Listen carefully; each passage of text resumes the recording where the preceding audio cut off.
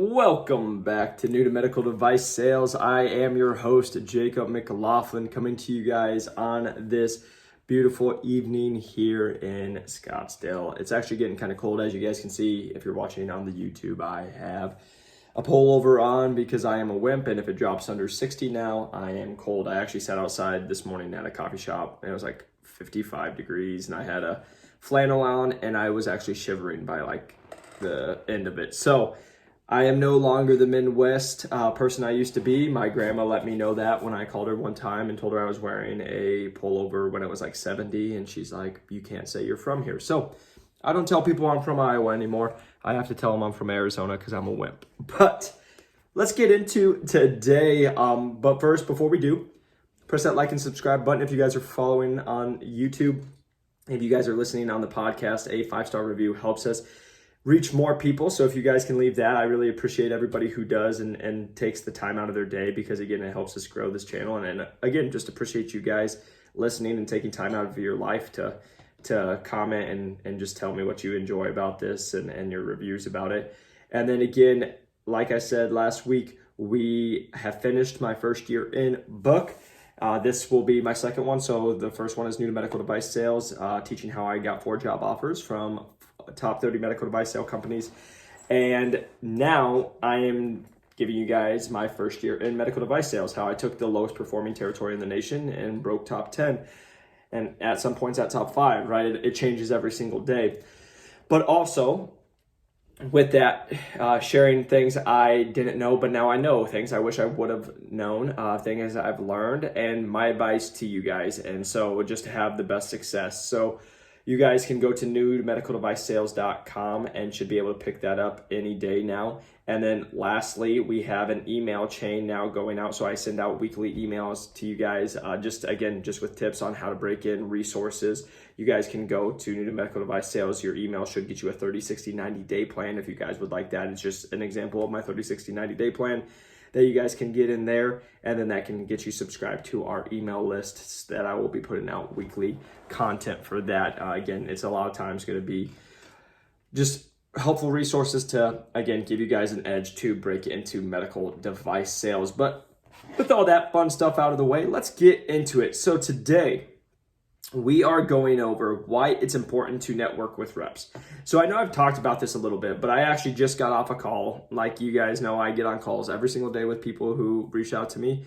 And the thing that's been showing up lately is it blows my mind how many people want to do medical device sales and are like, oh, they're considering going to medical sales college, spending thousands and thousands of dollars, and have never talked to a rep. And if that, they talked to 2 reps and made a decision on that, right? And like for what I say on here on the podcast, you should talk to so many reps, because my experience is different than someone else's in a different division with a different company. And you guys need to talk to everybody so you can learn and you can just get knowledge, right? So you can make a good decision. So that's why I want to talk about today is why you guys need to be networking with the reps, because there's so many benefits with it. And things that it's going to teach you, instead of just guessing or wondering what it's like, because that's 99% of people that I talk to. They're just like, oh, I heard it's like this, or I think it's like this, or I watched Jacob's YouTube and he said it was like that. Well, you know, someone who's in trauma is going to have a way different life than me. Someone in cardiac, way different life, you know, and someone in a different territory who's not in my my region, different life, right? So again, this is why you should be networking with so many different people. So number one reason you should be learning or going and networking with reps is you're going to learn about the position. You're going to be learning about, you know, like there's a million different positions, divisions, products. You're going to be learning about all different ones. So the reason I'm talking about that, sorry, my dog's coming over and he's got a noisy collar on. It's annoying me. So I'm taking it off right now. But going into, so learning about the position, but it's going to just let you know about the different divisions, let you know about their different jobs, because what you'll notice is, like I say, trauma is going to live a different lifestyle than I would live, because I'm not in trauma, right? So it's going to just let you learn about the position, what we do as reps, what our day-to-day looks like, what you could expect if you're trying to go here. So that's, again, when you guys are applying to positions, it blows my mind when they call me and they're like, hey, Jake, applying to a cardiac position. What do you think? I'm like, I don't know. I'm not in cardiac, like, why don't you text the rep or call the rep who's in cardiac? And they're like, oh, that's a great idea. I'm like, well, I'm glad I'm a genius, I guess. I don't know. Like, that's always been common sense to me. Well, why wouldn't you reach out to the people that are in the positions that you're trying to go for, that they'll tell you? So I always laugh because they'll be like, oh, that's a great idea. And I'm like, you didn't think, like, you're trying to be in medical device sales, which is a very, like, intense position. And you never thought to go ask the person that the division that you want to get into, to ask them what their job was like.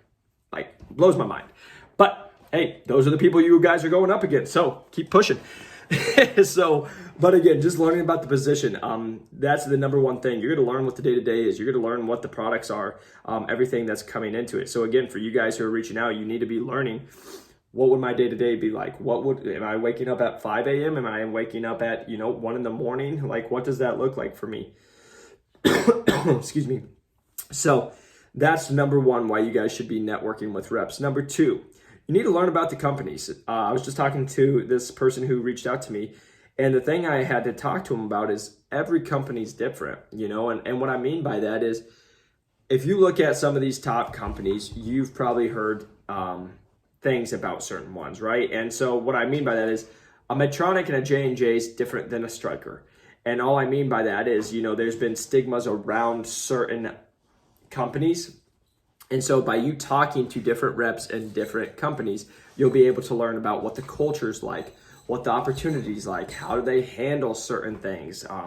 And so I think that's a big thing for everybody to reach out, because like I said, if you just reach out to people, you will learn they're ran very differently, and the opportunity with how they handle stuff is very different. So you want to find a company that you would be like happy to work for, that fits your values, and each company is going to be very different, So, and all I mean by that is some companies might care more about you as a person. They're all going to care about money, right? Like, that's just the reality of it. It's medical device, it's money, financial opportunities here, and they have to make money. Otherwise, the person who's in the CEO and all that, they all get fired, and the manager gets fired, and it just trickles down, right? So we all have to make money, but there's going to be companies that maybe put more emphasis on like you as the person, you as a human being. Maybe if it doesn't work out in sales, maybe you could join marketing or something like that, right? There's companies out there like that. And then there's other companies out there that are like, you don't hit quota once, you're gone, because we'll just find someone who can, because you suck, right? Like, there's stigmas around that. And again, I'm not saying that every company's the same. It's just there are ones that are different. And then again, then we bring in distributorships. We bring in other things like 1099s. That's a different lifestyle too. So again, whoever you guys are going to reach out to, you should be wanting to work for. I feel like you guys should be reaching out to these people to learn what's your experience with this company, right? What's some of the pros? What's some of the cons? So that's like the number one thing I always asked when I was talking about talking to people was, I'd reach out to them, and that's the number one question. Hey, can you tell me about some of the pros about your job? And they're going to tell you, right? A lot of times it's autonomy, a financial outcome, like whatever it is.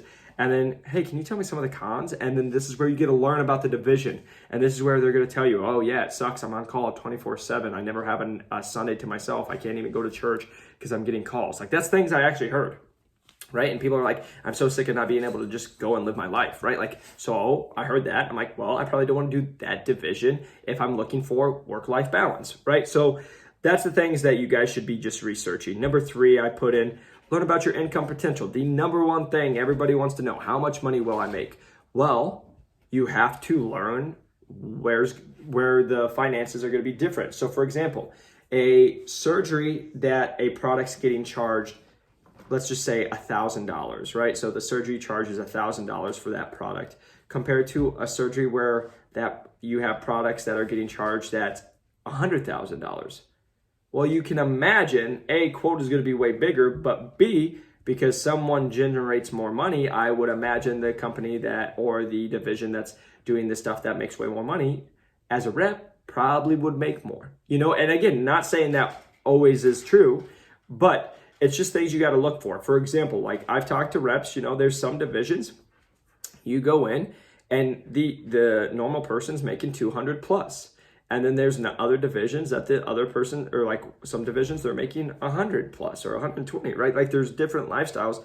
But again, with that, you're going to learn, hey, certain jobs, I might make more, but I might be way more stressed, or I might be 24/7 on call. I might be like, you're going to have to do this. And then this, as the human being, it all comes into weighing your options. Do I want to make an extra $30,000, but have to be on call 24/7 or 24/7? And like, I'll just be real. Like for me, when I was getting some of these positions, it wasn't worth it. Like I would be like, well, I don't need 30, like, because I still personal trained on the side when I was doing all this. So I was like, I'll just do something, or I'll get creative and make something else. I don't need like 30K. Once you like get into this world, 30K is not going to change your life. Like it's nice, but I was like, but if I'm tired and I'm mad all the time, like I'd rather just be able to sleep every night and not have to worry about it, right? So again, that's my personal preference. I talk to people who are like, I just want to work 100 hours a week and blah, blah, blah, blah, blah, blah. Cool. Do your thing, right? Like, I don't care. It's just, you guys got to learn about the income potential and know that each division's different with what you're going to do. And so again, the only way that you're going to learn that is by actually talking to the reps. And here's the other thing. Talk to the reps, find out what they make, and then go back and see, is that what other people are making, right? For example, let's say you're interviewing for a position and you know that a certain associate, they told you they are making 70K and they're in their first year. You're in the same division, but you're in the other part of the country, and then they offer you 55K. Well, now you have an argument or a discussion to have. Well, why is somebody doing the exact same job making this much, right? Like, so again, it's just good for you guys to learn it. Now, number 4, possible job openings. Now, this is where I always talk to people. I get asked the question is, should I close people when I talk to them? For example, if you come and call me and people are like, oh, should I, like when I'm calling people like yourself, should I try to close you? And what they mean by that is, should I ask, hey, do you know anybody who can give me a job? Do you know any job openings? Can you give me to your manager, right? And here's my conversation to that. I personally never did, because let me go back, and I had this talk with somebody the other day. I'm not going to, like, first off, even if there were job openings, like, and I knew about, like, yeah, if I know about them, but I don't, like, really have any say, sure, okay, I saw on LinkedIn, but guess what? You can get on LinkedIn and look at it too. But if there's, like, actual real job openings, for example, my division's hiring right now, like, and people are reaching out to me for it, and they're like, hey, can you put me up or put me out there? I'm not going to just throw anybody else but out there, because guess what? It's my name on the line. So you can ask me after one conversation, let me tell you what I'm not doing. No, I'm not giving you a recommendation to a job. I'm not going to put my name out there because I talked to you once, like, because I don't know you. You could be a weirdo. You could be a creep, right? And again, this is always jokes, but like, this is the reality. People call me all the time. Hey, Jake, like, without knowing me. Hey, Jake, do you know any jobs at your company that I can just get hired on? Well, why would I tell you if there were? Like, you haven't done the work. You haven't proven yourself. And third of all, I don't know if you're a weirdo or if you're going to do anything. So let me tell you real quick. I'm not going to put my name attached to you, because what happens if I put my name attached to you? Because this has happened. Literally happened to me. Person I talked to several times was a great candidate. Job opening came up. Person called me. Actually, the managers called me. Hey, do you have anybody we would put up for this? Sure do. Put the person up. Talk to him 6 days later. Hey, how'd those candidates work out? Oh, the one ghosted us. Never talked to him. So now that makes me look like a jerk, right? And I talked to this person several times, texted them about the position, followed up with them about the position. Hey, just want to let you know, put your name out there. Oh, thank you so much. Can't wait. Then they ghost it, right? So that's my advice, right? And then also like, oh, do you have anybody else I can talk or push you to? Like, as you guys are already knowing, our time is very valuable, just like your time is very valuable. But for example, my time, I'm not going to get on a call to make you feel better or just like to spit and talk for 20 minutes, right? Because there's a pretty good chance if it's during my day, I have a lot more other things going on that are more demanding and are my job, right? Talking to you is just like, okay, I'm driving, I'm busy. But what I mean by that is not everybody's like, I would say 99.95%, 99.9% of people that are reps are like, I don't want to talk to people. I don't want to talk to reps that are trying to break in, because it's what we've talked about. Most people don't come prepared. Most people don't have self-awareness. Most people can't have a great conversation, right? Like it's the handout. And a lot of times I feel like that. And the reason I'm going on a long-winded on this is here. Possible job openings, know what happened for me? we would have a good conversation. And then if they liked me, guess what they would do? Hey, Jake, shoot me your resume. Might have an opportunity for you, right? They talked to me, and then after that conversation, they asked me for it. So I was already in the in. And then second off, if we go past that, if I didn't close them, I would just say, hey, hope you have a great night. And then I would send a follow-up message an hour later. Hey, thank you so much, whoever it was, for taking time out of your day. I truly appreciate it. And then I would mention something that I learned. I really appreciate you going into detail about A, B, and C, because it shows that I learned something from them and it was very valuable for me, and I'm thanking them for it. And then guess what? Several times it would be like 3 weeks later, hey, Jake, just heard about an opportunity. Can you shoot me your resume? Or, hey, Jake, here's an opportunity. Here's the hiring manager's information. Shoot him your resume and tell him I sent you. So again, what I mean by that, it's literally just networking for future opportunities, because when you go and close people, especially, it's like what I talk about, it's reading the room. People ask me all the time, guess what? We've had a crappy conversation and now you're asking me for an opportunity to do something. No, I'm not going to do it. For example, exact same reason as I have to read the room when I'm with my doctor, and I might have something I really need to talk to my doctor about. But guess what? If the case just went horrible, they're pissed off. Know what I'm not doing? I'm not asking them about that opportunity, because it's not going to go well for me. So it's about reading the room, reading the social cues. So that's what I just mean by that. So from my experience, I would just continue to reach out to people, have a great conversation, follow up with them. And then if they reach out and ask you, sure, shoot it over here. Because here's the last part, right? People reach out to me, they hear the podcast, I have managers. It's cool, right? I feel very fortunate about that. But at the reality, most reps, they don't have any say, right? Like, for example, with the associate, my managers will call me and be like, hey, Jake, what do you think of this person? They said they talked to you. What do you think of them? And I'll be real quick to people. There's been people dropping my name. I don't remember you.